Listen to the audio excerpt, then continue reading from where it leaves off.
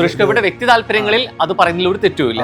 പക്ഷേ അദ്ദേഹം ഒരു സെൻട്രൽ മിനിസ്റ്റർ ആയിട്ട് നിൽക്കുമ്പോൾ തൻ്റെ ചുറ്റിനും ഇരിക്കുന്ന ബ്രാഹ്മണന്മാരോട് സംസാരിക്കുമ്പോൾ നിങ്ങളിൽ ഒരാളായി ജനിക്കണം, നാളെയിൽ എനിക്ക് ദൈവത്തെ ആരാധിക്കണമെങ്കിൽ ചിലപ്പം അദ്ദേഹം അങ്ങനെ ആഗ്രഹിച്ചു പോയി എന്നതുകൊണ്ട് സമൂഹത്തിൽ ആർക്കെങ്കിലും എന്തെങ്കിലും ദോഷം ഉണ്ടായിട്ടുണ്ടോ? അതുപോലാണോ മുഖ്യമന്ത്രി? മാരാർ തന്നെ പറഞ്ഞൊരു കാര്യമുണ്ട്, ഈ സഹായിക്കുന്ന എന്തിന്. ബോബി ചെമ്മണ്ണൂർ വിഷയം വന്നപ്പോൾ മാരാർ പറഞ്ഞൊരു കാര്യമുണ്ട്, ഇത് നിന്ന് ആരെ ബോധ്യപ്പെടുത്താനാണ്, അല്ലെങ്കിൽ ആരെ കണ്ണിൽ പെടുകയാണ്, ഇങ്ങനെ നിന്ന് സഹായിക്കുന്നതൊക്കെ കാണിക്കുന്നുണ്ട്.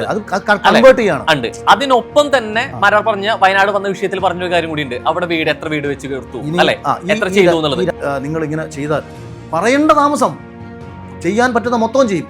ദുരന്തമുണ്ടായി പിറ്റേന്ന് വന്നിട്ട് ഇങ്ങോട്ട് വന്നിരുന്നിട്ട് പത്രസമ്മേളനത്തിൽ തൊലിക്കുക, പൈസ കൊടുക്കണം നാട്ടുകാരെല്ലാം കൂടെ. അപ്പോൾ നമ്മൾ ചോദിക്കും, ഇന്നലെ വരെ പിരിച്ച പൈസ എടുത്തിട്ട് കൊണ്ടുപോയി. ഒമർ ലുലുവിൻ്റെ പടത്തിൽ അഭിനയിച്ച ഒരു പെൺകുട്ടിക്കെതിരെ ഒരു പെൺകുട്ടി ഒമറിനെതിരെ പരാതി കൊടുത്തു എന്ന് പറഞ്ഞൊരു സംഭവം. ഞാൻ ഉണ്ടെങ്കിൽ ഒമർ 4-5 പടം ചെയ്തിട്ടുണ്ട്, അതിൽ ഏത് പെൺകുട്ടി രോഹൻ അറിയാമോ? അതിലെല്ലാ പെൺകുട്ടികൾക്ക് എടുത്തും പോയിട്ട് ഈ ക്യാമറയും കൊണ്ട് പോയി ചോദിക്കാൻ ഞാൻ, ഒമർ നിങ്ങളെയാണോ പീഡിപ്പിച്ചത്, ഒമർ നിങ്ങൾ അങ്ങനെ ചോദിക്കും. ഉടനെ എഴുതി വിട്ടേക്കുന്നു, ബിഗ് ബോസിൽ പെണ്ണുങ്ങൾ പോയത് കടന്നു കൊടുത്തിട്ടുണ്ട്. ഇത് ആര് പറഞ്ഞു? ഇങ്ങനെ വാക്കേ ഞാൻ ഉപയോഗിച്ചില്ലല്ലോ. നിങ്ങൾ വിമർശിച്ചോ, നിങ്ങൾ പ്രിയദർശനെ വിമർശിച്ചാൽ ഞാൻ കുറ്റം പറയത്തില്ല. കാര്യം അദ്ദേഹത്തിന് അയ്യോ എനിക്കത് കിട്ടാഞ്ഞിട്ടാണെന്ന് പുള്ളി പറയുന്നത്. ലിജോ ജോസ് പെല്ലിശ്ശേരിയുടെ മലക്കോട്ടെ വാലുവൻ പരാജയപ്പെട്ട് നിങ്ങൾക്ക് ഇഷ്ടപ്പെട്ട് നിങ്ങൾ വിമർശിച്ചോ. കാര്യം ഇന്ന് അദ്ദേഹത്തിന് സാധ്യമാകുന്നതേ ഉള്ളൂ മലയാള സിനിമയിലെല്ലാം. ഈ വർഷം ഏറ്റവും കൂടുതൽ ചർച്ച ചെയ്തായിരുന്നു രേണുസുതി എന്ന് പറയുന്നത്, ചർച്ച ചെയ്യേണ്ടത്. അത് ശരി, ആ ശരി തെറ്റുകളെയൊന്നും കുറിച്ച് പറയാൻ നമുക്ക്, കാരണം ഞാനല്ല അവരുടെ വീട്ടിൽ ചിലവൊന്നും പോകുന്നത്. അവർക്ക് ജീവിക്കണമെങ്കിൽ പൈസ വേണം, അത് എങ്ങനെ ജീവിക്കണം അവർക്ക് തീരുമാനിക്കും. അവരെന്തെങ്കിലുമൊക്കെ കാണിച്ച് അവർ ജീവിക്കട്ടെ, ഒരു മനുഷ്യരല്ല. നമ്മൾ വേറെ ദ്രോഹിക്കുന്നുണ്ട്, എൻ്റെ അറിവിൽ അവരാരെയും ദ്രോഹിക്കുന്നില്ല. മിമിക്രിക്കാരനുണ്ടോ? അല്ല ഞാൻ യഥാർത്ഥത്തിൽ 10ാം ക്ലാസ് വരെ മിമിക്രിയും ഇപ്പൊ ഞാൻ ഒരു സമയത്ത് അങ്ങനെ ചില ശബ്ദാനുകരണങ്ങളൊക്കെ. എന്നാത്ത കാര്യം നല്ല ഇതിനകത്ത് പ്രശ്നം ഓൾറെഡി ടിനിട്ടോ ഇക്കാര്യത്തിൽ സ്റ്റാറായിട്ട് നിൽക്കുന്നുണ്ട്. പക്ഷെ വളരെ നല്ലത്, കാരണം ജോബിന്റെ കുറെ പ്രാവശ്യം സംസാരിക്കാൻ പറ്റുന്നുണ്ട്. ആ ശബ്ദം ഒന്ന് രണ്ട് ആർട്ടിസ്റ്റ് അല്ല, ഞാൻ ശരിക്കും ഇങ്ങനെ ഒരു കലാകാരനും കൂടി അല്ലെങ്കിൽ അതിശേഷങ്ങൾക്കൊപ്പം മഹിളമാർക്ക് ഉണ്ടെന്ന് അറിയട്ടെ. അങ്ങനെ ഒരു കലാകാരനെ സമൂഹത്തിന്റെ മുന്നിലേക്ക് കൊടുക്കാൻ ഞാൻ ആഗ്രഹിക്കുന്നു. മാരാർ തന്നെ പറഞ്ഞൊരു കാര്യമുണ്ട്, ഈ സഹായിക്കുന്ന എന്തിന്.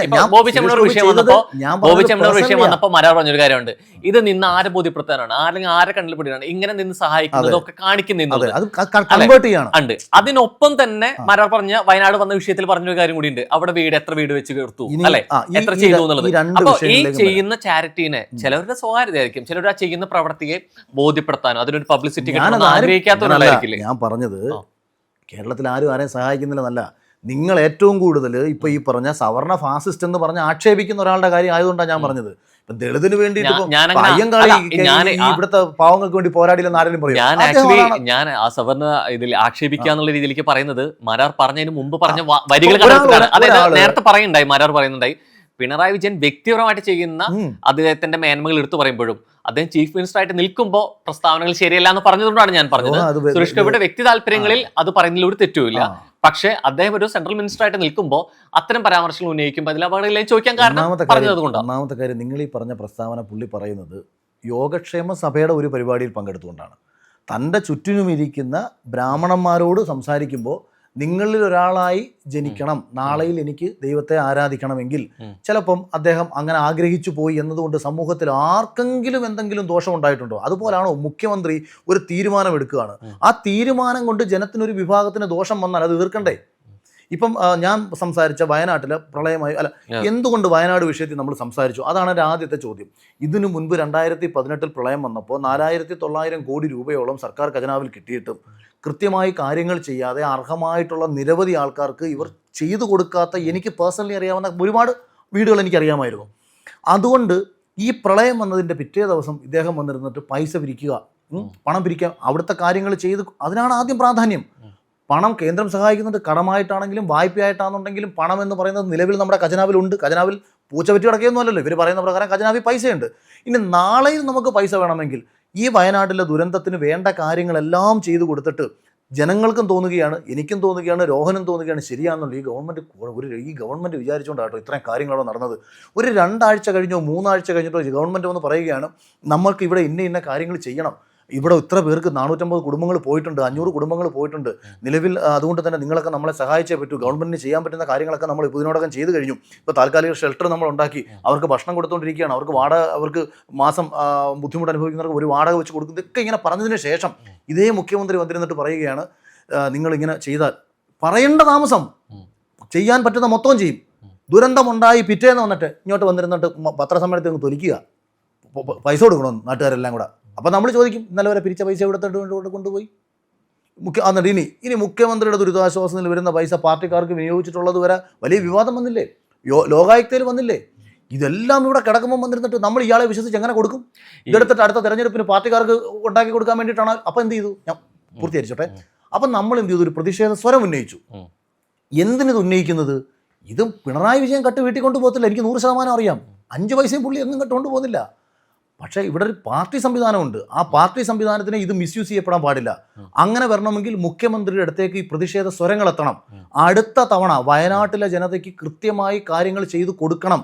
അതുകൊണ്ട് ജനങ്ങളെ നിങ്ങൾ പ്രതിഷേധിച്ചതിന് ശേഷം, നിങ്ങളുടെ പ്രതിഷേധം അറിയിച്ചതിന് ശേഷം മുഖ്യമന്ത്രിയെ സഹായിക്കൂ. ഞാനും 1 ലക്ഷം രൂപ കൊടുത്തു.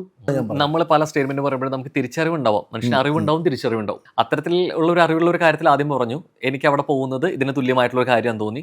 പിന്നീട് ബിഗ് ബോസിനകത്ത് വന്നു. അപ്പൊ ഇത്തരത്തിലൊരു പരാമർശം വന്ന സമയത്ത് പറഞ്ഞു, എനിക്ക് ഇതിനുള്ളിൽ ഇങ്ങനെയാണ്, ഈ ഷോനെ പറ്റി എനിക്കറിയില്ല, ഇപ്പോഴാണ് ഞാൻ തിരിച്ചറിയുന്നതെന്ന് പറയുന്നു. രണ്ടാമത് ഒരു മാറ്റം സംഭവിച്ചു. ഷോയ്ക്ക് അനുസരിച്ചതിന് ശേഷം, ഇറങ്ങിയതിന് ശേഷം അതേ സംഘാടകരെയും അല്ലെങ്കിൽ ആ ചാനലുമായി ബന്ധപ്പെട്ട് വീണ്ടും എതിർത്ത് സംസാരിക്കേണ്ട ഒരു ഘട്ടം മരാർ വന്നിട്ടുണ്ടായിരുന്നു. ഇത് കൃത്യമായിട്ട് ഞാൻ പറഞ്ഞത്, ഞാൻ അന്നും ഇന്നും പറയുന്നത്, 1 മുതൽ 6 വരെയുള്ള എല്ലാ സീസണുകളിലും ബിഗ് ബോസ് എന്ന പ്ലാറ്റ്ഫോം, അവരുടെ അണിയറ പ്രവർത്തകർ, അവർ ചിന്തിക്കുന്ന കാഴ്ചപ്പാടുകളും അവർ ചിന്തിക്കുന്ന കാര്യങ്ങളും ഗംഭീരമാണ്, ഒരു സംശയം വേണ്ട. ഇന്ന് നമ്മുടെ കേരളത്തിൽ നടക്കുന്ന എല്ലാ വിഷയങ്ങളെയും ഒരു റൂമിനുള്ളിലേക്ക് കൊണ്ടുവന്നു കഴിഞ്ഞാൽ എന്തൊക്കെ ചർച്ച ചെയ്യപ്പെടുമോ, എങ്ങനെ സർവൈവ് ചെയ്ത് മുന്നോട്ട് വരണമോ, ഇതെല്ലാം ഹൗസിനുള്ളിലുണ്ട്. ഇപ്പോൾ ഇന്ന് സോഷ്യൽ മീഡിയയിൽ നമ്മൾ ഒരു വാക്കോ വരിയോ പറഞ്ഞു കഴിഞ്ഞാൽ ഇന്നിപ്പോൾ വലിയ കേസുകൾക്ക് പോലും കാരണമാകുന്ന രീതിയിലേക്ക് പോകുമ്പോൾ ബിഗ് ബോസ് ഹൗസിനുള്ളിൽ ഇത് തന്നെയാണ് സംഭവിക്കുന്നത്. ഹൗസിനുള്ളിലെ 18 പേര് കേരള സമൂഹത്തിൻ്റെ 18 റെപ്രസെൻറ്റേറ്റീവ്സ് ആയിരിക്കും. അപ്പോൾ അതുകൊണ്ട് അതിൽ നിന്ന് പഠിക്കാൻ ഒരുപാടുണ്ട്. പ്രശ്നങ്ങളെയും പ്രതിസന്ധികളെയും അതിജീവിച്ച് എങ്ങനെ നമുക്ക് മുന്നോട്ട് പോകാം, എങ്ങനെ പൊതുസമൂഹത്തോട് നമുക്ക് സംസാരിക്കാം, എന്ത് ശരി എന്ത് തെറ്റ്, സമൂഹത്തിൽ ഏതൊക്കെ കാര്യങ്ങളാണ് ശരിയായിട്ട് നിൽക്കുന്നത്, സമൂഹം ആരെയാണ് സ്വീകരിക്കുന്നത്, ഇങ്ങനെ കുറേ കാര്യങ്ങൾ നമുക്ക് പഠിക്കാം. എങ്ങനെയാണ് അനുകമ്പ സമൂഹത്തിലുണ്ടാവുന്നത്. അപ്പോൾ ഇങ്ങനെ പിന്നെ അതുപോലെ പ്രശ്നങ്ങളും പ്രതിസന്ധികളും അതിജീവിക്കാനുള്ള മാനസിക ധൈര്യം, ഇങ്ങനെ ഒരുപാട് ഗുണങ്ങളുണ്ട്. കഴിഞ്ഞ സീസണിലെ പ്രശ്നം ഞാൻ പറഞ്ഞത് എന്താ, ഒരു മത്സരാർത്ഥിക്കുണ്ടായ ഒരു പ്രശ്നം നമ്മൾ ചൂണ്ടിക്കാണിക്കുന്നു. അതിനു മുൻപ് ഇൻ്റർവ്യൂവിൽ പോയിട്ടുള്ള ചില പെൺകുട്ടികൾക്ക് നേരിടേണ്ടി വന്ന ചില ബുദ്ധിമുട്ടുകൾ പറയുന്നു. അതും ഷോയും തമ്മിൽ യാതൊരു ബന്ധവുമില്ല. ഞാൻ ഷോയ്ക്കെതിരെ പറഞ്ഞിട്ടേ ഇല്ല. ഷോയുടെ അണിയറ പ്രവർത്തകർ, ചില ആൾക്കാർ, ചിലരോട് കാണിച്ചിട്ടുള്ള നീതികേടുകൾ, വിന്നറായ എനിക്ക് ഞാൻ ചൂണ്ടിക്കാണിക്കേണ്ടി വന്നത് എനിക്ക് എന്തെങ്കിലും പ്രതീക്ഷിച്ചിട്ടാണോ? നഷ്ടമല്ലേ ഉള്ളൂ. അതിനുശേഷം ഏഷ്യാൻ്റെ ഒരു പരിപാടികൾ നമ്മളെ വിളിക്കത്തില്ലല്ലോ, ഓട്ടോമാറ്റിക്കലി അതിനുശേഷം കട്ട് ഓഫ് ആവുമല്ലേ. പക്ഷേ ഞാൻ പറഞ്ഞത് എനിക്കത് ശരിയാണെന്ന് തോന്നി. ഞാൻ പറഞ്ഞ മാറ്റർ 100% ശരിയാണെന്ന് തോന്നിയത് കൊണ്ടാണ് അത് പറഞ്ഞത്. അവിടെയും ഒരിടത്തും ഷോ അല്ല വിഷയം, പക്ഷേ വ്യക്തികളാണ് വിഷയം. ഇപ്പോൾ മലയാള സീസണിലുള്ള തന്നെ ഇപ്പോൾ പറഞ്ഞു വന്നു, നമ്മൾ റിവ്യൂവിൽ തുടങ്ങിയതാണ്, ബിഗ് ബോസ് വിഷയം വന്നുകൊണ്ട് പറയുകയാണ്. അപ്പോൾ അതിൽ ഷോയിലുള്ളവർ തന്നെ പറഞ്ഞൊരു കാര്യമുണ്ട്, അത് കൃത്യമായിട്ട് മലയാർ ഒരു വിഷയത്തെ അല്ലെങ്കിൽ പറയുമ്പോൾ, പരാമർശിക്കുമ്പോൾ അതിന്റെ കാരണം കൂടി വ്യക്തികളെയും കൂടി സൂചിപ്പിച്ചില്ലെങ്കിൽ അത് പൊതുവായിട്ട് എല്ലാവരും കൂടി ബാധിക്കില്ല എന്നുള്ള രീതിയിലേക്ക് ഫീമെയിൽ കണ്ടസ്റ്റൻസ് പറഞ്ഞിട്ടുണ്ട്. അപ്പോൾ ഞാൻ ചോദിക്കുന്നത്, ഇത് സ്വാഭാവികമായിട്ട് ഇത് ബാധിക്കുമ്പോൾ ഞങ്ങളോടും ബാധിക്കില്ല, ഞങ്ങളുടെ നിരപരാധിത്വം ഞങ്ങൾ തെളിയിക്കേണ്ട ആവശ്യം വരില്ല. അങ്ങനെ സംഭവമല്ല. അങ്ങനെയാണെങ്കിൽ ഇപ്പം അതിനുശേഷം ഇപ്പം ഒമർ ലുലുവിൻ്റെ പടത്തിൽ അഭിനയിച്ച ഒരു പെൺകുട്ടിക്കെതിരെ, ഒരു പെൺകുട്ടി ഒമറിനെതിരെ പരാതി കൊടുത്തു എന്ന് പറഞ്ഞൊരു സംഭവം വന്നു. അങ്ങനെ വന്നിട്ടുണ്ടെങ്കിൽ ഒമർ 4-5 പടം ചെയ്തിട്ടുണ്ട്. അതിൽ ഏത് പെൺകുട്ടി രോഹൻ അറിയാവോ? അതിലെല്ലാ പെൺകുട്ടികൾക്ക് എടുത്തും പോയിട്ട് ഈ ക്യാമറയും കൊണ്ട് പോയി ചോദിക്കാൻ എന്താ, ഒമർ നിങ്ങളെയാണോ പീഡിപ്പിച്ചത്, ഒമർ നിങ്ങൾ അങ്ങനെ ചോദിക്കൂ. മലയാള സിനിമയിൽ എത്രയോ സ്ത്രീകൾക്കെതിരെ ഇത് കണക്ക് റേപ്പ് അലിഗേഷൻസ് വന്നത് നമ്മൾക്കറിയാം. മലയാള സിനിമയിൽ ശോഭന മുതലിഞ്ഞ് താഴെ തട്ടി കിടക്കുന്ന, അയ്യോ ചേച്ചിയാണോ അല്ലെങ്കിൽ നിങ്ങളെയാണോ, അങ്ങനെ ചോദിക്കൂ. ഞാൻ പറഞ്ഞത് എന്താ, ഇൻ്റർവ്യൂവിൽ പോയിട്ടുള്ള ചില കുട്ടികൾക്ക് മോശം അനുഭവം ഉണ്ടായിട്ടുണ്ട്. ഞാൻ അതിന് ശേഷം തലയ്ക്ക് വെളിവില്ലാത്ത മാധ്യമങ്ങൾ, കുറേ ഓൺലൈൻ മാധ്യമങ്ങൾ എഴുതി വിട്ടത് ഞാൻ പറയാത്ത കാര്യങ്ങളാണ്. പിന്നെ അതിന് എനിക്ക് മറുപടി കൊടുക്കേണ്ട കാര്യമില്ല. ഞാൻ പറഞ്ഞത് ബിഗ് ബോസിൽ പോയിട്ടുള്ള ചില ആൾക്കാരോട് നീയൊക്കെ കാണിച്ചിട്ടുള്ള തെമ്മാടിത്തരങ്ങൾ എനിക്കറിയാം. ഇങ്ങനെ തന്നെ ഞാൻ പറഞ്ഞത്. ഉടനെ എഴുതി വിട്ടേക്കുന്നു, ബിഗ് ബോസിൽ പെണ്ണുങ്ങൾ പോയത് കടന്നു കൊടുത്തിട്ടെന്ന്. ഇതാര് പറഞ്ഞു? ഇങ്ങനെ ഒരു വാക്കേ ഞാൻ ഉപയോഗിച്ചില്ലല്ലോ. ഇപ്പം രോഹൻ്റെ ഒരു കൂട്ടുകാരി വിളിച്ചിട്ട് പറയുകയാണ്, എടാ നീ പറഞ്ഞു വിട്ട മറ്റേ പടത്തിൽ അഭിനയിക്കാൻ പോയായിരുന്നു, പക്ഷേ നീ പുറത്തൊന്നും പറയണ്ട, ഡയറക്ടർ പുള്ളിക്കാരൻ എൻ്റെ അടുത്ത് ഇച്ചിരി മോശമായിട്ടൊക്കെ പെരുമാറിയിട്ടുണ്ട്, അപ്പം നീ എന്താടി കാര്യം, കേസ് വല്ലതും കൊടുക്കണോ? അല്ല കേസ് ഇപ്പം കേസിനൊന്നും പോകണ്ട, കേസിന് പോയാലും അത് വേണ്ട വിട്ടേര്. നീ ഇത് കേട്ടു, ഇതേ ഡയറക്ടർ നാളെ വേറെ 3-4 പേരെടുത്തും ഇങ്ങനെ തന്നെ കാണിച്ചുകൊണ്ടിരിക്കുകയാണ്.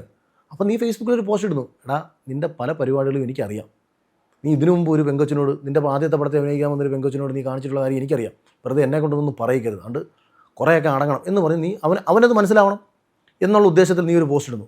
ഉടനെ അയാൾ സംവിധാനം ചെയ്ത എല്ലാ പടത്തിലെ പെണ്ണുങ്ങളിലും രോഗം എന്നെപ്പറ്റിയാണോ, എന്നെപ്പറ്റിയാണോ, അതിൻ്റെ ആവശ്യം എന്താണ്? അവനെ മനസ്സിലാക്കാൻ വേണ്ടിയിട്ടാണ്.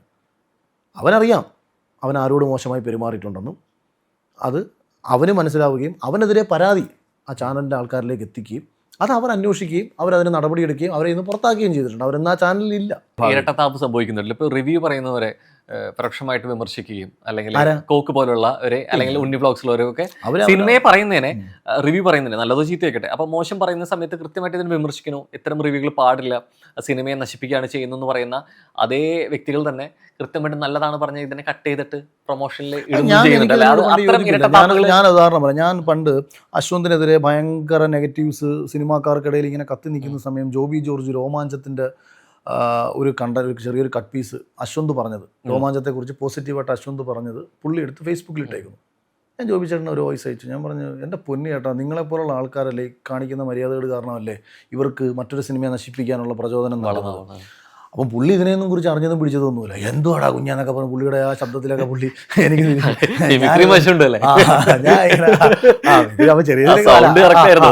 അല്ല പുള്ളി അന്നേരം പിടിച്ചോണ്ട് എനിക്ക് വോയിസ് ഒക്കെ അയച്ചിട്ട് പുള്ളി ഇതൊന്നും അറിഞ്ഞില്ല പിടിച്ചില്ല എന്നൊക്കെ പറഞ്ഞിട്ട് പുള്ളി എനിക്ക് റിപ്ലൈ ഇട്ടു. അപ്പം ചിലരറിയാതെ ആ സമയത്തൊക്കെ ചെയ്തിട്ടുണ്ട്. പക്ഷേ ഇന്നിപ്പം അന്ന് അശ്വന്ത് ഉൾപ്പെടെയുള്ള ഒരു സിനിമയല്ല വിമർശിക്കുന്നത്, സിനിമാക്കാരെയായിരുന്നു. നമ്മൾ എന്തിനാ ഈ കലാകാരന്മാരെ അവർക്ക് ഞാൻ ചോദിക്കട്ടെ, ഒരുത്തൻ ഒരു 150-200 പേജിൽ ഒരു സിനിമയുടെ കഥ സ്വപ്നം കണ്ട് അതിനെ തിരക്കഥയാക്കി ഡെവലപ്പ് ചെയ്ത് അത് എഴുതി വെച്ച് അത് ചെയ്യാൻ വേണ്ടി ഒരു നിർമ്മാതാവിനെ കണ്ട് കഷ്ടപ്പെട്ട് അവൻ്റെ ജീവിതം മുഴുവൻ കളഞ്ഞൊരു സിനിമ എടുത്തത് സമൂഹത്തെ ദ്രോഹിക്കാനൊന്നും അല്ലെന്നേ. നിങ്ങൾക്കത് ഇഷ്ടമല്ലെന്നുണ്ടെങ്കിൽ നിങ്ങൾ എന്തിനാ ഈ പാവപ്പെട്ടവനെ ഇങ്ങനെ ആക്ഷേപിക്കുന്നത്? അവനവൻ്റെ ജീവിതം മുഴുവൻ കളഞ്ഞ് അവനെ എങ്ങനെങ്കിലും അവൻ്റെ സ്വപ്നത്തിൽ എത്തിച്ചേരാൻ വേണ്ടിയിട്ട് നാട്ടുകാരുടെയും വീട്ടുകാരെയും കൂട്ടുകാരുടെയും വെറുപ്പും ഒരുപാട് നഷ്ടങ്ങളും ഒക്കെ സമ്പാദിച്ചിട്ടാണ് അവ ഇതിലേക്ക് ഇങ്ങനെ പോയിക്കൊണ്ടിരിക്കുന്നത്. ആരെങ്കിലും ഇവനെ അങ്ങ് അനുകൂലിച്ചിട്ട് വേണോ കാണത്തില്ല, ഇവന് 10 രൂപ കൊടുത്തു വേണോ കാണത്തില്ല. ഇവനെ എങ്ങനെങ്കിലും ഒക്കെ ഇതുകൊണ്ട് ചെയ്തിട്ട് ഇവൻ ഉദ്ദേശിക്കാത്ത അവന് ഒരുപാട് ഘടകങ്ങൾ വേണം ഈ സിനിമ നന്നാവാൻ. ചിലപ്പോൾ ഇതൊന്നും ഇവന് കിട്ടിക്കാണത്തില്ല. ഞാനൊരു സംവിധാനം, എനിക്കതറിയാം. നമ്മൾ ആഗ്രഹിക്കുന്നതൊന്നും നമുക്ക് ആദ്യത്തെ സിനിമയുമ്പോൾ കിട്ടണമെന്നൊന്നുമില്ല. അപ്പോൾ ഉള്ളതൊക്കെ വെച്ച് തട്ടിക്കൂട്ടി ആരുടെയെങ്കിലൊക്കെ മുന്നിൽ ഞാനിത് ചെയ്തല്ലോടാ എന്ന് കാണിക്കാൻ വേണ്ടിയിട്ടൊക്കെ സിനിമ ചെയ്ത് തീർക്കുന്ന നിരവധി ആൾക്കാർ ഇവിടെ ഉണ്ട്.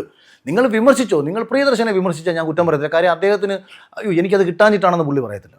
ലിജോ ജോസ് പെല്ലിശ്ശേരിയുടെ മലക്കോട്ടെ വാലിബൻ പരാജയപ്പെട്ട് നിങ്ങൾക്ക് ഇഷ്ടപ്പെട്ട് നിങ്ങൾ വിമർശിച്ചോ. കാര്യം ഇന്ന് അദ്ദേഹത്തിന് സാധ്യമാകുന്നതേ ഉള്ളൂ മലയാള സിനിമയിലെല്ലാം. പക്ഷേ അതുപോലൊരു തുടക്കക്കാരനെ നിങ്ങൾ ആക്ഷേപിക്കരുത്. അതേപോലെ തന്നെ ചില സിനിമകൾ പരാജയപ്പെട്ടതിൻ്റെ അടിസ്ഥാനത്തിൽ ഹിറ്റുകൾ നമുക്ക് സമ്മാനിച്ചിട്ടുള്ള, ഒരിക്കലും നമ്മൾ ആസ്വദിച്ചിട്ടുള്ള ചില ആൾക്കാർക്ക് പരാജയം സംഭവിച്ചതിൻ്റെ പേര് നമ്മൾ അവരെ പരിഹസിക്കരുത്. കാരണം അവരാരും നമ്മളെ ദ്രോഹിക്കണമെന്നും ചിന്തിച്ചിട്ടൊന്നും എഴുതിയതല്ലല്ലോ ഇത്. അവിടെയാണ് നമ്മൾ ഇവരെയൊക്കെ എതിർക്കുന്നത്. ഈ സോഷ്യൽ മീഡിയയിൽ പറഞ്ഞതുകൊണ്ട് തന്നെ ഇപ്പം പല രീതിയിലേക്ക് ലീഡ് ചെയ്യുന്നു, പല രീതിയിലേക്ക് നമ്മൾ ഉദ്ദേശിച്ച രീതികളൊക്കെ മാറി കാണുന്നതുകൊണ്ട് തന്നെ ഒരു പേര് പറയാതെ വയ്യ. ഈ വർഷം ഏറ്റവും കൂടുതൽ ചർച്ച ചെയ്തായിരുന്നു രേണുസുതി എന്ന് പറയുന്നത്, അല്ലെ? അത് ഏറ്റവും കൂടുതൽ അതായത് ഇത്രത്തോളം വരുന്നുമ്പോൾ എപ്പോഴും എന്ത് ചെയ്യുന്ന കോണ്ടന്റ്, പലതരത്തിലുള്ള കോണ്ടന്റിൽ ഇഷ്ടപ്പെടുകയും ഇല്ലാത്തതൊക്കെ വന്നിട്ടുണ്ട്. പക്ഷേ ഈ വിമർശനങ്ങളും ട്രോളുകളൊക്കെ വന്നപ്പോൾ ഒരു കാരണം പറഞ്ഞത് ഈ സൂചി ഉണ്ടായിട്ട് മരണവുമായി ബന്ധപ്പെട്ട് പറഞ്ഞ കാര്യങ്ങളും ഇപ്പം ചെയ്യുന്നതുമായി ബന്ധപ്പെട്ടാണ്. ശരിക്കും എന്ത് തോന്നുന്നു? ശരിക്കും അല്ല, അത് ഒന്ന് എനിക്കങ്ങനെ അതിനെ കുറിച്ച് നമ്മളിപ്പോൾ ഒരാളെ കുറിച്ച് ചർച്ച ചെയ്യപ്പെടണമെന്നുണ്ടെങ്കിൽ ഞാൻ പറഞ്ഞില്ല, ഞാൻ ദയവ് ചെയ്ത് നമ്മൾ ഈ നാട്ടിൽ നടക്കുന്ന ജനങ്ങൾക്ക് ഗുണകരമാകുന്ന വിഷയങ്ങളാണ് പൊതുവെ ഞാൻ അഭിപ്രായം പറഞ്ഞിട്ടുള്ളത്. ഇതൊന്നും എൻ്റെ മാറ്ററേ അല്ല. ഓരോ വ്യക്തികളാണ്, അവർക്ക് ജീവിക്കാൻ വേണ്ടി അവർക്ക് ശരിയെന്ന് തോന്നുന്ന എന്ത് കാര്യങ്ങളും സമൂഹത്തിൽ അവർക്ക് ചെയ്യാം. ഇതൊന്നും വേറൊരു തേർഡ് പാർട്ടി ഇതിനകത്തൊന്നും ഇടപെടേണ്ട കാര്യമൊന്നുമില്ല. കാരണം ആരും ആരെയും സഹായിക്കാൻ പോകുന്നില്ല. അത് ശരി, ആ ശരി തെറ്റുകളെയൊന്നും കുറിച്ച് പറയാൻ നമുക്ക്, കാരണം ഞാനല്ല അവരുടെ വീട്ടിൽ ചിലവ് കൊണ്ട് കൊടുക്കുന്നത്. അവർക്ക് ജീവിക്കണമെങ്കിൽ പൈസ വേണം, അത് എങ്ങനെ ജീവിക്കണം അവർക്ക് തീരുമാനിക്കാം. അതൊക്കെ കാരണം ഈ സമൂഹത്തിൽ എങ്ങനെ ജീവിക്കാനുള്ള നിയമപരമായ നിയമത്തെ അനുശാസിക്കത്തക്ക എന്ത് കാര്യങ്ങൾ അവർക്ക് കാണിക്കാം. സമൂഹത്തിനത് കണ്ടിട്ട് അനുകൂലിക്കാം, എതിർക്കാം. അത് സ്വീകരിക്കണോ വേണ്ടയോ എന്ന് അവർ തീരുമാനിക്കും. ഇനി അത് സ്വീകരിച്ചതിൻ്റെ ഫലമായിട്ട് അവർ വീട്ടിൽ ഒരു ഗതിയും പരഗതിയില്ലാതെ പട്ടിണി കിടന്നാൽ അത് കൊണ്ട് കൊടുക്കാൻ ഈ മാന്യ വ്യക്തികൾ തയ്യാറായി കഴിഞ്ഞാൽ അവരെടുത്ത് അവർ ചിലപ്പോൾ നാളെ പരിപാടി അവർ അവസാനിപ്പിച്ചേക്കാം. അല്ലെങ്കിൽ അവരെന്തെങ്കിലുമൊക്കെ കാണിച്ച് അവർ ജീവിക്കട്ടെ. ഒരു മനുഷ്യരല്ലേ, നമ്മൾ വേറെ ദ്രോഹിക്കുന്നില്ലല്ലോ. എൻ്റെ അറിവിൽ അവരാരെയും ദ്രോഹിക്കുന്നില്ലല്ലോ. മറ്റൊരാളെ ഇപ്പം എനിക്ക് ആറാട്ട് സന്തോഷിനെ ഇഷ്ടമാണ്, പാവാ, ആരെയും ദ്രോഹിക്കുന്നില്ലല്ലോ. അയാൾ ഇപ്പം അലൻ ജോസ് ഒരിക്കൽ എന്നെ കണ്ടപ്പോൾ വന്ന് ഭയങ്കരമായിട്ട് കെട്ടിപ്പിടിച്ച് ഭയങ്കര സ്നേഹമൊക്കെ കാണിച്ചു. അവൻ ജീവിക്കട്ടെ, അവൻ ആരും ദ്രോഹം ചെയ്യുന്നില്ലല്ലോ. പക്ഷേ ഇത് അനുകരിക്കത്തക്ക ഒന്നല്ലെന്നേ ഞാൻ പറയുന്നുള്ളൂ. സമൂഹത്തിൽ അംഗീകരിക്കപ്പെടേണ്ടതായിട്ടുള്ള ഒന്നാണ് ഞാൻ പറയത്തില്ല. കാരണം നമ്മൾ ആരെങ്കിലുമൊക്കെ അംഗീകരിച്ചിട്ടുണ്ടെങ്കിൽ നമ്മുടെ ഒരു വരും തലമുറ എന്താകണമെന്ന് ആഗ്രഹിച്ചാൽ, മോഹൻലാലും മമ്മൂട്ടിയും സച്ചിനും ധോണിയും ഒക്കെ ആവാൻ ആഗ്രഹിച്ച തലമുറ ദയവ് ചെയ്ത് ഇവരൊക്കെ ആവാൻ ആഗ്രഹിക്കാതിരിക്കട്ടെ, അതേ പറയാൻ പറ്റും. അൽമാനർ വരുമ്പോ ഈ പറഞ്ഞ മാതിരി തലയെ കുറിച്ച് ചോദിക്കാതെ പറ്റില്ല അല്ലെ. പ്രത്യേകിച്ച് ധോണി പോസ്റ്റ് പിന്നെയും അല്ലെ ICC ഹാഫ് ടൈം വന്ന് വീണ്ടും എടുത്ത് റീപോസ്റ്റ് ചെയ്തിട്ടുണ്ടായിരുന്നു എന്നുള്ളത്. ജീവിതത്തിൽ അത്രമേൽ ഒരു മൊമെന്റ് സംഭവിക്കുമ്പോ എന്ന് പ്രാർത്ഥിച്ച് മാനിഫെസ്റ്റ് ചെയ്ത് അവസാനം ഒപ്പം ഒരു അഡ്വർടൈസ്മെന്റ് ചെയ്യാൻ പറ്റാന്ന് പറഞ്ഞു കഴിഞ്ഞാൽ ചെറിയ കാര്യമല്ല അല്ലെ. കാണാൻ പറ്റുന്നതിന് വലിയ ഭാഗ്യമായി കാണുന്നു. ഈ നിയോഗം പോലെയാണ്. അല്ല, നിയോഗം പോലെയാണ് ധോണി. വേറൊരു കാര്യങ്ങൾ ഞാൻ പറയണ്ടോ, ഒരർത്ഥത്തിൽ പറഞ്ഞാലുണ്ടല്ലോ, എൻ്റെ ലൈഫിൽ സാധാരണ ഈ സ്പോർട്സ്, രാഷ്ട്രീയം, സിനിമ, ഈ 3 മേഖലയിലും ഒരേപോലെ എത്തിപ്പെടാൻ അത്ര എളുപ്പമല്ല. ശ്രീശാന്ത് ഈ 3 മേഖലയിലും അറിഞ്ഞോ അറിയാതെയോ സാന്നിധ്യമായി മാറിയിട്ടുണ്ട്. അദ്ദേഹം വലിയ ഉയരങ്ങൾ കീഴടക്കിയിട്ടുണ്ട്, വിവാദങ്ങൾ ഒരുപാട് പോയി പെട്ടിട്ടുണ്ട്. പക്ഷേ അതിൽ ഞാൻ അങ്ങനൊന്നും ഒന്നും അല്ലാതെ അത്രയൊന്നും പൊട്ടൻഷ്യലൊന്നും ഇല്ലാത്ത ഒരാളെന്ന നിലയിൽ ഞാൻ ഇന്നിപ്പോൾ നമ്മൾ KCL കൊച്ചി ടീമിൻ്റെ ഭാഗമാണ്. അപ്പോൾ അതായത് ക്രിക്കറ്റിൽ ഞാൻ സജീവമായിട്ടുണ്ട്. സെലിബ്രിറ്റി ക്രിക്കറ്റ് ലീഗുമായിട്ട് ബന്ധപ്പെട്ട് നടന്ന കേരളത്തിൽ ഇപ്പോൾ ഇതുവരെ നടന്നിട്ടുള്ള മാച്ചസുകളിലും ടീമിൻ്റെയൊക്കെ ഭാഗമാണ്. ഒരു സെലിബ്രിറ്റി ഓണറുമായിരുന്നു ഒരു ടീം, ഫീനിക്സ് പാന്തേഴ്സ് എന്ന് പറഞ്ഞുകൊണ്ട് ഇപ്പോൾ അടുത്ത് നടന്ന ടീമിൻ്റെ ഓണറായിരുന്നു. അപ്പോൾ ക്രിക്കറ്റിൽ നമ്മൾ അപ്പുറത്ത് സജീവമായി നിന്നിട്ട് ധോണിയെപ്പോലെ ഒരാളെ നേരിൽ കാണാൻ, വഴി ദൂരെ എവിടെയെങ്കിലും നിന്ന് കാണാൻ കുതിച്ചടത്ത് നിന്നിട്ട് 3 പ്രാവശ്യം അടുത്ത് കണ്ട് സഹകരിക്കാനും അദ്ദേഹത്തിൻ്റെ കൂടെ ഇപ്പോൾ ഈ ഒരു ഗ്യാപ്പിൽ അടുത്ത് നിൽക്കാനും അടുത്ത് പോയി നിൽക്കാനും മൊബൈലിൽ ഫോട്ടോ എടുക്കാൻ പറ്റാത്തത് അവരുടെ ടീം സമ്മതിക്കാത്തത്. അല്ലെങ്കിൽ നമുക്ക് ഇവിടുത്തെ ഇൻഫ്ലുവൻസർമാരുടെ പരിപാടിയൊന്നും അവിടെ നടക്കത്തില്ല. മൊബൈലിൽ അവിടെ നമ്മൾ കാട്ടിക്കളയും. കാരണം ധോണിയുടെ കണ്ടന്റിന് അവർ അത്രയും വാല്യൂ കൊടുക്കുന്നുണ്ട്. അത് അനാവശ്യമായിട്ട് തേരാപ്പാര നടക്കുന്ന, ഇപ്പം നമ്മൾ ഇവിടെ നിന്ന് ഇറങ്ങി വരുമ്പോൾ ഈ മൊബൈലും കൊണ്ട് നടന്ന് കവർ ചെയ്യുന്നവർക്ക് ധോണിയൊന്നും നമുക്ക് കവർ ചെയ്യാൻ പറ്റില്ല. അത് അവരുടെ ടീമിൻ്റെ തീരുമാനം. അത്രയും ബ്രാൻഡ് വാല്യൂ ഉള്ള ഒരാളാണ്. പക്ഷേ അദ്ദേഹത്തിനൊപ്പം വളരെ അടുത്ത് സഹകരിക്കാനും അദ്ദേഹത്തോട് സംസാരിക്കാനും സ്ക്രീൻ ഷെയർ ചെയ്തുകൊണ്ട് മലയാളത്തിൽ നിന്ന് ലാലേട്ടൻ കഴിഞ്ഞിട്ട് ധോണിക്കൊപ്പം സ്ക്രീൻ ഷെയർ ചെയ്യാനുള്ളൊരു ഭാഗ്യം നമുക്ക് കിട്ടി. അതൊക്കെ ഞാൻ പറഞ്ഞില്ല, ഇതൊക്കെ ഒരു ദൈവഭാഗ്യമായിരിക്കും. നമ്മൾ ആഗ്രഹിക്കുന്നതിലേക്ക് എത്താൻ വേണ്ടി നമ്മൾ കുറേ പരിശ്രമിച്ചപ്പോൾ അവിടേക്ക് എത്താൻ നമ്മളെ ദൈവം സഹായിച്ചു. ശരിക്കും ധോണി ആരാധന നിലയിലും അല്ലെങ്കിൽ ഒരു ക്രിക്കറ്റ് പ്ലെയർ ആയതുകൊണ്ട് കൂടി ചോദിക്കണം. കാരണം എന്താ വെച്ചാൽ ഇത്രയും 18 വർഷത്തെ IPL ചരിത്രം എടുത്ത് നോക്കുകയാണെന്നുണ്ടെങ്കിൽ 17 വർഷവും ആ ആരവം ചെന്നൈ സ്റ്റേഡിയത്തിൽ, ചെപ്പോ സ്റ്റേഡിയത്തിൽ ഉണ്ടായിരുന്നെങ്കിൽ പോയ വർഷം ഏറ്റവും കൂടുതൽ ഉണ്ടായിരുന്ന ആരവത്തിനേക്കാൾ ഉപരി വിമർശനമായിരുന്നു അല്ലെ. വിരമിച്ച് പൊക്കൂടെ എന്നുള്ള രീതിയിലേക്കായിരുന്നു അല്ലെ. അവിടെ തന്നെ പറയുന്ന ഒരു കാര്യമുണ്ട്, ടീമിനുള്ള കമ്മിറ്റ്മെന്റും അല്ലെങ്കിൽ ഇത്രത്തോളം ഒരു 5 ട്രോഫി നേടിയെടുത്തൊരു ടീം, അതിനൊപ്പം തന്നെ ഞാൻ വീൽ ചെയറിൽ വന്നാൽ പോലും ടീമിന്റെ ഭാഗമായി നിലനിൽക്കുന്നതാണ്. ധോണി ആരാധന നിലയിൽ അല്ലെങ്കിൽ ഒരു ക്രിക്കറ്റ് പ്രേക്ഷക നിലയിൽ രണ്ട് തട്ടിലിരിക്കുന്ന ഒരു കാര്യം കൂടിയാണ്. എന്ത് തോന്നുന്നു? 2 കാര്യം ഞാൻ പറയാം. അൾട്ടിമേറ്റ്ലി IPL എന്ന് പറയുന്നത് ഇന്ത്യയിലെ ഏറ്റവും വലിയ ഒരു ബിസിനസ് കൂടിയാണ്. ആ ബിസിനസ്സിന് ഇന്ത്യയിൽ ഏറ്റവും കൂടുതൽ പ്രയോജനപ്പെടുന്ന ഒരാളാണ് ധോണി. ധോണി ഇല്ലെന്നുണ്ടെങ്കിൽ ചെന്നൈ ടീമിന് ഒരു മൂല്യമില്ലാത്തൊരവസ്ഥയാവും. അവരെ സംബന്ധിച്ച് പിന്നെ ധോണി പരാജയപ്പെടുത്തിയെന്ന് പറയുന്ന ഒരു മത്സരങ്ങളും ആക്ച്വലി ഇല്ല. അയാൾ നമ്മളിത് നിസ്സാരമായിട്ട് കാണരുത് കേട്ടോ. 44-ാമത്തെ വയസ്സിൽ, അതായത് ഈ പറഞ്ഞ ദിവസങ്ങളുടെ വ്യത്യാസമുള്ളൂ 44 വയസ്സിന്, ആ മനുഷ്യൻ 100-ൻ്റെയൊക്കെ പന്ത് ക്രോക്കഡൈൽ ക്യാച്ചിങ് എന്നാണ് ധോണിയുടെ ക്യാച്ചിങ്ങിനെ പറ്റി പറയുന്നത്. ഈ സാധനം കൈ ബാക്കിലേക്ക് പോകാറില്ല, ഇതിങ്ങനെ ഈ ഗ്ലൗസ് ഇങ്ങനെ അടഞ്ഞു തുറക്കുകയാണ് ചെയ്യുന്നത്. ഇത്രയും സ്പീഡിൽ വരുന്ന ഒരു ബാൾ, ഇപ്പോൾ 100 കിലോമീറ്റർ വേഗത എന്ന് പറഞ്ഞാൽ ആക്ച്വലി നമ്മൾ കളിക്കുന്ന ടെന്നീസ് ബോളിലെ പേസ് ബോളറുടെ സ്പീഡാണ്. ഇവിടുത്തെ വലിയ പേസ് ബോളർമാരുടെ സ്പീഡാണ് 100 കിലോമീറ്ററിൽ എറിയുന്ന ഒരു ബൗളർ ലെതർ ബോളിൽ വരുന്ന സ്പീഡ് എന്ന് പറയുന്നത്. ഇത് ബാറ്റിൻ്റെ എഡ്ജിൽ ഇടിച്ചിട്ട് ഇയാളുടെ കണ്ണുകൾ ഇത് ക്യാച്ച് ചെയ്യുന്നുണ്ടെങ്കിൽ, ഇയാളുടെ കൈകൾക്ക് ഇത്രയും വേഗതയുണ്ടെങ്കിൽ, കൈകളുടെ വേഗത ഞാൻ മനസ്സിൻ്റെ വേഗത കേട്ടോ, ഇന്ന് ഇന്റർനാഷണൽ ക്രിക്കറ്റിലുള്ള ഒരു വിക്കറ്റ് കീപ്പർക്കും ചെയ്യാൻ പറ്റാത്ത വിധം വിക്കറ്റ് കീപ്പിങ്ങിന്റെ പിന്നിൽ അയാൾക്ക് അസാധ്യമായ സ്കില്ല് അയാൾക്കുണ്ടെങ്കിൽ, ചെന്നൈക്ക് വേണ്ടിയിട്ട് 6 അടിച്ചിട്ടുള്ള ബാറ്റ്സ്മാൻമാരിൽ 3-ാം സ്ഥാനത്തോ 4-ാം സ്ഥാനത്തോ ധോണിയുണ്ട്.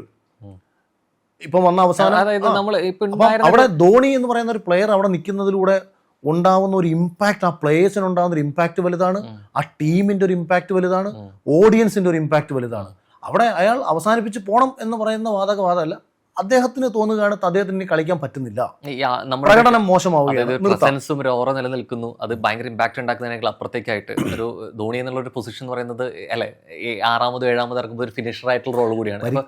അപ്പൊ ഞാൻ ചോദിക്കുന്നത് ആ പരിക്ക് നിൽക്കുമ്പോൾ തന്നെ ഇപ്പൊ പലതാണെങ്കിലും ഇപ്പോൾ RCB കാര്യത്തിലാണെങ്കിൽ ഇപ്പോൾ DK എടുക്കുന്ന ഒരു സ്റ്റാൻഡ് ഉണ്ട്, അല്ലെങ്കിൽ ഇപ്പോൾ മുംബൈ ഇന്ത്യൻസ് ഇത്രത്തോളം ആരാധന ഉണ്ടാക്കിയ വലിയ കാരണം സച്ചിൻ ടെണ്ടുൽക്കർ ആയിരുന്നു. പിന്നീട് ഉപദേശകനായിട്ടും അല്ലെ ടീം മാനേജ്മെന്റ് ഭാഗമായിട്ട് നിൽക്കുന്ന ഭാഗമായിട്ട് ശരിക്കും ഇത്തരം പ്രസൻസ് ഉണ്ടാക്കണമെങ്കിൽ ഒരു പ്ലെയർ ആയിട്ട് 11 പേരിൽ ഒരാളാവണമെന്ന് മാത്രം നിർബന്ധമില്ലല്ലോ.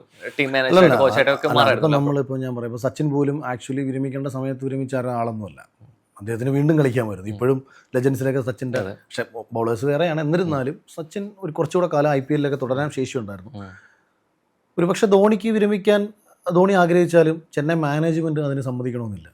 ചെന്നൈ മാനേജ്മെന്റിന്റെ കൂടെ ആരാധക എന്നുള്ള രീതിയിലേക്ക് മാറ്റി ഒരു ക്രിക്കറ്റ് പ്രേക്ഷകൻ എന്നുള്ള നിലയിൽ കാണാൻ ഇപ്പൊ പലപ്പോഴും ഈ 17 വർഷം ഇല്ലാത്തത് ഈ വർഷം കണ്ടതുകൊണ്ട് കൂടി ചോദിക്കാണ്, ധോണി എന്നൊരു പ്ലെയറിനെ അനിവാര്യമാണോ? എന്റെ ധാരണ 2021 ബിഗ് ബോസ് ഹൗസിലിരിക്കുന്ന സമയത്ത് ധോണിയുടെ അവസാനത്തെ IPL ആണെന്നും അയ്യോ എനിക്കത് കാണാൻ പറ്റിയില്ലല്ലോ ഇറങ്ങിപ്പോയാലോ എന്നൊക്കെ ഞാൻ ചിന്തിച്ചിട്ടുണ്ട്.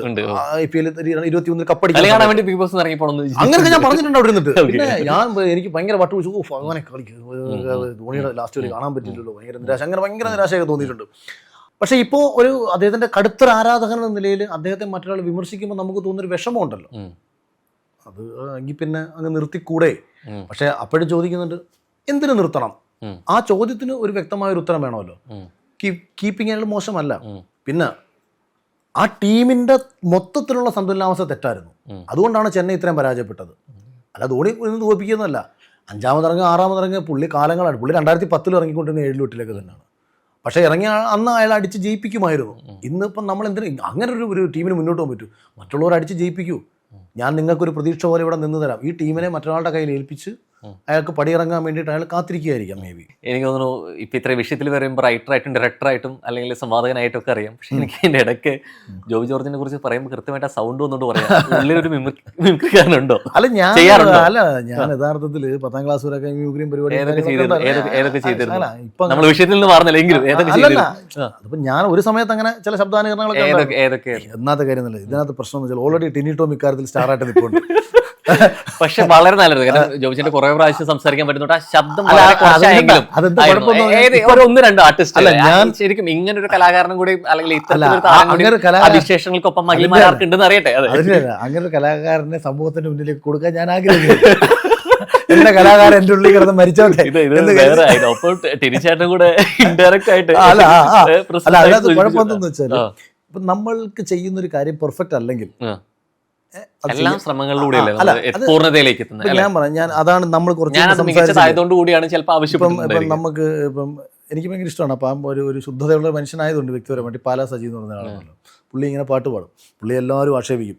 പുള്ളി ഇന്നുവരെ നാളുവരെ തിരിച്ചറിഞ്ഞിട്ടുണ്ട് ആക്ഷേപമാണോ കയ്യടിയാണോ പ്രോത്സാഹനമാണോ എന്ന് അറിഞ്ഞിട്ടില്ല. എല്ലാം ഗംഭീരമാണെന്നോ ഞാൻ കമൻറ്റ് ഇടുന്നത്. പുള്ളി റിയലി വിചാരിക്കുന്നുണ്ടായിരിക്കും അതിമനോഹരമാണെന്നുള്ള കാര്യം. അപ്പോൾ അദ്ദേഹത്തിൻ്റെ സത്യത്തിൽ അദ്ദേഹം ചെയ്യുന്നത് എന്താ, അദ്ദേഹത്തിൻ്റെ വേക്കൻ്റ് സമയം ചുമ്മാ ഒരു നേരം പോക്കിന് വേണ്ടിയിട്ട് പാടി വിടുകയാണ്. പക്ഷെ നമ്മൾ ഇതിനെ പ്രോത്സാഹിപ്പിച്ച് പുള്ളിയെ വഴിതെറ്റിച്ചു. പണ്ട് പുതിയ മുഖം ആ താരം പാടിയപ്പം ഇവനെ ആക്ഷേപിച്ചു, ജീവിതത്തിൽ ഇതിനകത്ത് വേദി കയറ്റിയിട്ടില്ല. സന്തോഷ് പണ്ഡിറ്റ് ആദ്യ സമയങ്ങളിൽ അയാൾ ഇതെടുത്ത സമയത്ത് അയാളെ ആക്ഷേപിച്ച് ഇല്ലാത്ത രീതിയിൽ നശിപ്പിച്ചു കളഞ്ഞു. സന്തോഷ് പണ്ഡിറ്റ് ഇന്നായിരുന്നുണ്ടെങ്കിൽ കേരളത്തിലെ സൂപ്പർ സ്റ്റാറാണ് ഇല്ലേ?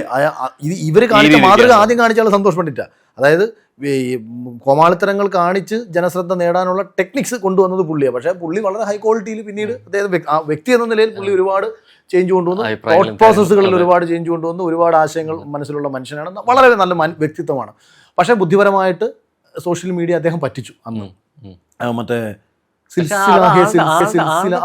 ഒരു ബുദ്ധിയും കൂടില്ല. കാരണം വെച്ചാൽ ഏറ്റവും മിതമായിട്ടുള്ള ചെലവ് ഒരു ഇൻവെസ്റ്റ്മെന്റ് അധികം ഇല്ലാതെ അല്ല, അത് പുള്ളിക്ക് വളരെ കൃത്യമായിട്ട് അറിയാം. ഇതിനെ പരിഹസിക്കും, പ്രേക്ഷകർ ഇതിനെ പരിഹസിച്ചാൽ കാശ് കല്ലെറിയും, കണ്ടാൽ കാശ്. അതൊരു ബുദ്ധിയുള്ള ബിസിനസ്. കാരണം ആള് തന്നെ പരസ്യമായി ചോദിച്ച കാര്യമുണ്ട്, നീ എത്രത്തോളം പരസ്യമായിട്ട് വിമർശിച്ചോട് മൊത്തം ചോദിച്ചിട്ടുണ്ട്, ഇന്നേ വരെ നിന്നെ ഒരു വരെ പരിപാടിക്ക് വിളിച്ചിട്ട് ചോദിക്കുന്നുണ്ടെങ്കിൽ അത് മാത്രമല്ല പൂർത്തീകരിച്ചു എന്ന് പറയാം. 3 കോടി 5 കോടി 50 കോടി എടുത്ത് പടം പൊട്ടിപ്പോയിട്ട് 5 പൈസ കിട്ടാത്തതിനെക്കാട്ടി നല്ലതല്ലേ 5 ലക്ഷം രൂപ മുടക്കി പടം എടുത്തിട്ട് അതിന് 50 ലക്ഷം കിട്ടിയത്. 10 ലക്ഷം കിട്ടിയ ലാഭമാണ്, ഇരട്ടി ലാഭം. ഞാൻ പറഞ്ഞ അവിടെയാണ് സന്തോഷ് പണ്ഡിറ്റിനെ പരിഹസിച്ചവർക്ക് അറിയത്തില്ലായിരുന്നു സന്തോഷ് പണ്ഡിറ്റിന്റെ ഉള്ളിന്റെ ഉള്ളിൽ പുള്ളി എന്താണ് ഏതാണെന്നുള്ള കാര്യം. പക്ഷെ അത് നമ്മൾ പറഞ്ഞ പോലെ ആ സാധനം വന്നിട്ടുണ്ടായിരുന്നു. അന്നൊക്കെ ഇത് ചെയ്തവനെ ആക്ഷേപിച്ചു. നമ്മുടെ നാട്ടിൽ ഇപ്പോൾ നമ്മൾ സ്കൂളിൽ പഠിക്കുന്ന സമയത്ത് ഒരു വേദിയിൽ കയറി പാടിക്കഴിഞ്ഞാൽ പാടുന്നത് കൊള്ളത്തില്ല എന്നുണ്ടെങ്കിൽ കൂവും. ഇന്നത്തെ ഈ കൂവലിനെയാണ് സോഷ്യൽ മീഡിയ റീച്ച് എന്ന് പറയുന്നത്. അത് അതിന് ആ കോണ്ടന്റ് ബോധപൂർവമായിട്ടുള്ള ശ്രമം ചെയ്യാറുണ്ട്. അപ്പോൾ അതാണ് റീച്ച്. അപ്പം ഇതുകൊണ്ടൊരു അപകടം എന്താണെന്ന് വെച്ചാൽ നന്നായി പാടുന്നതിനോട് ജീവിക്കാൻ പറ്റത്തില്ല, നന്നായി ഡാൻസ് കളിക്കുന്നതിനോട് ജീവിക്കാൻ പറ്റത്തില്ല. അതാണ് ഏറ്റവും വലിയ കുഴപ്പം. ഇപ്പോൾ നമ്മൾ ഐഡിയ സ്റ്റാർ സിംഗറിൽ നിന്ന് പാടി ഇറങ്ങുന്ന കുട്ടികൾക്ക് ഇവിടെ വർക്കില്ലാത്തപ്പോൾ വേണമെന്നുണ്ടെങ്കിൽ അല്ലാത്തവർക്ക് വർക്ക് കിട്ടും. സൂപ്പർ ഡാൻസറിൽ വർക്കില്ലെങ്കിൽ വർക്ക് കിട്ടാത്തവൻ 5000 രൂപ പോലും ഒരാളും കൊടുക്കാതിരുന്നാൽ ഇവരെ കണക്കുള്ള ആൾക്കാർക്ക് പല സ്ഥലങ്ങളിലും പോയി നിന്ന് ഡാൻസ് കളിച്ചാൽ കാശ് കിട്ടും. പക്ഷെ ആ വിഷയം അറിയരുത്, ഒരു ഇമിറ്റേറ്റ് ചെയ്യും, ഒരു വോയിസ് ഇമിറ്റേറ്റ് ചെയ്യും. ഏതെങ്കിലും ഒരു എത്രയും കോൺഫിഡൻസ് ഉള്ള ഒരു വോയിസ് ഇമിറ്റേറ്റ് ചെയ്യും. ഭയങ്കര ആഗ്രഹം. ആ ജോലി സൗണ്ട് ഭയങ്കര പെർഫെക്റ്റ് ആയിരുന്നു. ഞാൻ പണ്ട് മുതലേ ആൾക്കാരെ നിരീക്ഷിക്കുന്ന ഒരാളാണ്. ഒബ്സർവേഷൻ ഇമിറ്റേറ്റ് ചെയ്യാൻ പറ്റാതെ. അതെ, ഞാൻ ഭയങ്കരമായിട്ട് നിരീക്ഷിക്കുന്ന ഒരാളാണ്. അതുകൊണ്ട് തന്നെ സ്കൂൾ കാലഘട്ടത്തിലൊക്കെ ഞാൻ അഭിനയിക്കുന്ന സമയത്തും അല്ലെങ്കിൽ ഇപ്പോഴും ഇപ്പം ഞാൻ സിനിമാ സെറ്റിലായിട്ട് ഞാൻ വേറെ ഇങ്ങനെ ഒബ്സർവ്. ഇപ്പം ഞാൻ നമ്മളെ ബിഗ് ബോസ് ഹൗസിൽ തന്നെ ഞാൻ മറ്റു പലരെയും അനുകരിക്കുമായിരുന്നു. മറ്റു പലരെയും കാരണം ഞാനത് ഓരോരുത്തരും മാനറിസങ്ങൾ നമ്മൾ എടുക്കും. പക്ഷെ പെർഫെക്റ്റ് ആവല്ല. ഇത് ഈ ശബ്ദം കൊണ്ട് ഇത് പെർഫെക്റ്റ് ആക്കാൻ വേണ്ടിയിട്ടല്ല. നമ്മൾ ഇപ്പോൾ ഉമ്മൻചാണ്ടി സാറിനെ നമ്മൾ പോയി ഉമ്മൻചാണ്ടി സാറിൻ്റെ ചെയ്തികൾ നമ്മൾ കാണുമ്പം അത് അദ്ദേഹത്തിൻ്റെ ഈ പരിപാടി നമ്മൾ പിടിക്കും. അപ്പോൾ ഒരു ദിവസം ഉമ്മൻചാണ്ടി സാറ് ഇങ്ങനെ വന്നപ്പോൾ ഒരു ലേഡി വന്നിട്ട് അവരെ സാറിനെ കാണാൻ വന്ന, അപ്പം ഇവർ കിടന്ന് ഭയങ്കര ബഹളം സാറിൻ്റെ അടുത്ത്. കാര്യം കൂടെ പറഞ്ഞാട്ടെ. അപ്പം ഇവർ സാറ് ചെയ്തു തരാമെന്ന് പറഞ്ഞല്ലേ, സാറ് ചെയ്തു തരാമെന്ന് പറഞ്ഞല്ലേ എന്ന് പറഞ്ഞിട്ട് ഞാനങ്ങനെ പറഞ്ഞിട്ടില്ല എന്നുകൊണ്ട് ഇവർ വീണു. അല്ലല്ല സാറങ്ങനെ പറഞ്ഞു, അങ്ങനെ സാറങ്ങനെ പറഞ്ഞു. പുള്ളി ഞാൻ പറഞ്ഞിട്ടില്ല. അപ്പം ഇപ്പോൾ അടുത്ത് ചെന്ന വേറൊരു ലേഡി പറഞ്ഞു, അല്ല സാധ്യമായത് ചെയ്തു തരാമെന്ന് പറഞ്ഞായിരുന്നല്ലോ.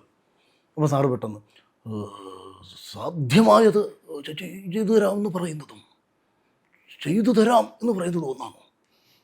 അപ്പോൾ ആ വാക്കിൽ ഭയങ്കര അർത്ഥമുള്ള വാക്കാ. മുഖ്യമന്ത്രി എന്ന നിലയിൽ തനിക്ക് സാധ്യമായത് ചെയ്തു തരാമെന്നാണ് പറഞ്ഞത്. ചെയ്തു തരാമെന്ന് പറഞ്ഞാൽ അർത്ഥം മാറി. അത് ഉറപ്പാ. ഞാൻ പറഞ്ഞത് ഇതിപ്പോ എല്ലാവരും ഇപ്പം BS നമ്മളിങ്ങനെ വളരെ നമ്മളെ കൺമുന്നിലൂടെ കാണുന്നത്. അപ്പൊ അത് വോയിസിന്റെ പെർഫെക്ഷൻ അല്ല ഞാൻ അവിടെ ഉദ്ദേശിക്കുന്നത്. അപ്പം ഇവരുടെ മാനറിസംസും ആക്ഷൻസും കൂടി. എന്താ ശരിക്കും അഖിൽമാരാറിനെ നയിക്കുന്ന കാര്യം എന്താ? അതായത് ഇപ്പോൾ ഓരോ വർഷം നേരത്തെ നമ്മൾ തുടക്കത്തിൽ പറഞ്ഞൊരു കാര്യമുണ്ട്, വിശേഷങ്ങൾ കൂടിക്കൊണ്ടിരിക്കുന്നു. റൈറ്ററും ഡയറക്ടർ ആണെന്നുണ്ടെങ്കിലും അല്ലെങ്കിൽ സംവാദകനായിട്ടാണെങ്കിലും ഒക്കെ വരുന്നുള്ളത്. ഇതിന് അൾട്ടിമേറ്റ് ലക്ഷ്യം, അതായത് ഞാനിത് സമ്പാദിക്കണം അല്ലെങ്കിൽ ഞാൻ ലൈംലൈറ്റിൽ നിൽക്കണം എന്നുള്ളതാണോ ലക്ഷ്യം, അല്ലെങ്കിൽ ഇത്തരം ഒരു പ്രൊഫഷനിലൂടെ ഞാൻ ഉന്നതിയിലെത്തണം? എന്താ ശരിക്കും കുറെ കൂടി ലീഡ് ചെയ്യുന്നത്? എന്താ അങ്ങനെ ആരോ എന്നെ നയിക്കുകയാണെന്ന് തോന്നിയിട്ടൊക്കെ കുറേ കാലങ്ങളായി. സത്യസന്ധമായി പറഞ്ഞാൽ അതൊക്കെ ആയിരിക്കാം നിങ്ങളിപ്പോൾ ഈ കാണുന്ന അഖിൽമാരാരെ ഉണ്ട്. കാര്യം ബിഗ് ബോസിൽ പോകാൻ ഞാൻ ആഗ്രഹിച്ചിട്ടില്ല. എന്നെ അതിലേക്ക് കൊണ്ടിടുന്നു, ആ ഷോയിലേക്ക് എന്നെ കൊണ്ടിട്ട് എന്നെ അതിൽ നിന്ന് എത്രയോ നെഗറ്റീവുകളിൽ നിന്ന് അല്ലെങ്കിൽ എല്ലാവരും പുറത്താക്കണമെന്ന് പറഞ്ഞിടത്തു നിന്ന് എല്ലാവരെയും ഇഷ്ടപ്പെടുത്തി ജയിച്ചിറങ്ങി വരാൻ കഴിയുന്നു. അതിൽ നിന്ന് പല കാര്യങ്ങളും പലപ്പോഴും ചെയ്യുമ്പോഴും ഇപ്പം തന്നെ വന്നൊരു കേസൊക്കെ എന്ന് പറഞ്ഞാൽ ഭയങ്കര ഗുരുതരമായിട്ടുള്ളൊരു കേസായിരുന്നു. അതിൽ നിന്നും എനിക്ക് രക്ഷപ്പെട്ടു വരാൻ വളരെ കൂളായിട്ട് തന്നെ കഴിഞ്ഞു എന്നതാണ് മറ്റൊരു പരമമായ സത്യം. അപ്പം അതായത് ഒരു തീരുമാനം അവിടെ ഉണ്ട്. എന്നിലൂടെ എന്തൊക്കെയോ കാര്യങ്ങൾ ചെയ്യണം. ഞാൻ പലപ്പോഴും ചിന്തിച്ചിട്ടുണ്ട്, ഞാൻ എന്തടിസ്ഥാനത്തിലാണ് രാവിലെ എണീച്ച് ലൈവ് ഇട്ടത് പുല്ല്. ഇങ്ങനെയൊക്കെ ഞാൻ ചിന്തിച്ചിട്ടുണ്ട്. ഇത് ആരാടാ എന്നെ കൊണ്ട് പുല്ല് ചാടി എണീച്ച് പറയിപ്പിച്ചു? ഇത് എങ്ങനെ ഞാൻ പറഞ്ഞു? ഇത് വല്ല കാര്യം ഉണ്ടായിരുന്നു? ഏതൊരു ശക്തി ലീഡ് ചെയ്യുന്നുണ്ട്. ഇരുന്ന് ഇരിപ്പിലായിരിക്കും ഞാൻ ചിലപ്പോൾ. ഞാൻ ഇങ്ങനെ ഇപ്പം ഈ കേസ് വരാൻ കാര്യം എന്താണെന്നറിയാമോ? ഞാനും എൻ്റെ ഒരു കൂട്ടുകാരൻ ഞങ്ങൾ 3 പേരും കൂടെ പുള്ളിയുടെ വീട്ടിൽ ഇങ്ങനെ സംസാരിച്ചുകൊണ്ടിരിക്കുക. അപ്പം പുള്ളി പെട്ടെന്ന് ജനൻ TV-യുടെ ഒരു അവതാരകൻ എന്നെ പരിഹസിച്ചുകൊണ്ടിട്ട ഒരു സാധനം എടുത്ത് എൻ്റെ അടുത്ത് കാണിച്ച്. ഞാൻ പിന്നെ അത് എന്തെങ്കിലുമൊക്കെ കാണിക്കട്ടെ എന്നിട്ട് ഞാൻ ഇങ്ങനെ ഇരുന്നിട്ടുണ്ടല്ലോ, പെട്ടെന്നൊരു സ്പാർക്ക് അടിച്ചിട്ട് ഇതാ വരുന്നേ എന്നും പറഞ്ഞിട്ട് അവൻ്റെ കാറിൽ പോയി ഇരുന്നിട്ടിട്ട ലൈവാണത്. ഒരു കാര്യവും ഇല്ലാതെ ആ ലൈവ് കഴിഞ്ഞ് തിരിച്ച് കയറി വന്ന ഉടനെ ഈ ഇരുന്ന കക്ഷി അവർ BJP-ക്കാരാ. അവർ പറഞ്ഞു മറ്റേ ബലൂചിസ്ഥാൻ്റെ കാര്യം പറയണ്ടായിരുന്നു കേട്ടോ. ഞാൻ പറഞ്ഞു അത് ശരിയാ, ആവശ്യമില്ലാത്ത മാറ്ററായിപ്പോയല്ലേ, നമ്മൾ പറയാൻ ഉദ്ദേശിച്ച വേറെ ആയിരുന്നല്ലോ, ഡിലീറ്റ് ചെയ്തേക്കാം. ഞാൻ ഡിലീറ്റ് ചെയ്തു. സ്റ്റോറിയേ ഡിലീറ്റ് ആയുള്ളൂ, ഈ പോസ്റ്റ് ഡിലീറ്റ് ആയില്ല. കാര്യം ഈ ലൈവ് ഇച്ചിരി കഴിഞ്ഞിട്ടേ നമ്മുടെ ടൈം ലൈനിൽ വരൂ. സ്റ്റോറിയാണ് ആദ്യം വന്നത്, സ്റ്റോറി ഡിലീറ്റ് ആയി, ലൈവ് ഡിലീറ്റ് ആയില്ല. ലൈവ് പിന്നെ വൈകിട്ട് ഡിലീറ്റും ചെയ്ത് കളഞ്ഞു. അപ്പോഴത്തേക്ക് ഇത് ആളിക്കത്തിയല്ലോ. അപ്പം ഇങ്ങനെ സംഭവിക്കണമായിരുന്നു. അങ്ങനെ സംഭവിച്ചത് കൊണ്ട് ഒരുപാട് രാഷ്ട്രീയ നേതാക്കന്മാരുമായിട്ട് കുറച്ചുകൂടെ ക്ലോസ് റിലേഷൻഷിപ്പ് ഉണ്ടായി. മുന്നോട്ട് പൊളിറ്റിക്കലി മുന്നോട്ട് പോകത്തക്ക രീതിയിലുള്ള ഒരു ആത്മബന്ധം അതിലൂടെ സൃഷ്ടിക്കപ്പെട്ടു. ചില ക്ഷീണങ്ങൾ മറ്റു പല നേട്ടങ്ങളായി മാറുന്നുണ്ട്. എൻ്റെ ജാതകത്തിൽ വിപരീത രാജയോഗം ഉണ്ടെന്നാണ് പറയുന്നത്. അതായത് ചുമ്മാ ഗൂഗിൾ അടിച്ചു നോക്കി മനസ്സിലാവും. വിപരീത രാജയോഗം എന്ന് പറഞ്ഞാൽ ഒരു പ്രശ്നം ഉണ്ടായാൽ ആ പ്രശ്നം ഭയങ്കര ഗുരുതരമാണെന്ന് മറ്റുള്ളവർ കരുതുമ്പോൾ, നമുക്ക് നെഗറ്റീവാണെന്ന് മറ്റുള്ളവർ കരുതുന്ന അതേ കാരണം നമുക്ക് ഭയങ്കര ഗുണകരമായിട്ട് മാറും. അതാണ് എൻ്റെ ലൈഫിൽ ഒരുപാട് കാര്യങ്ങൾ ഇങ്ങനെ സംഭവിക്കും. വാദങ്ങളും വിമർശനങ്ങളും തുടരട്ടെ, യാത്ര തുടരട്ടെ, പ്രകാശം പരക്കട്ടെ. Thank you so much. മുന്നോട്ടുള്ള യാത്രയ്ക്ക് എല്ലാവിധ ആശംസകളും. Thank you so much.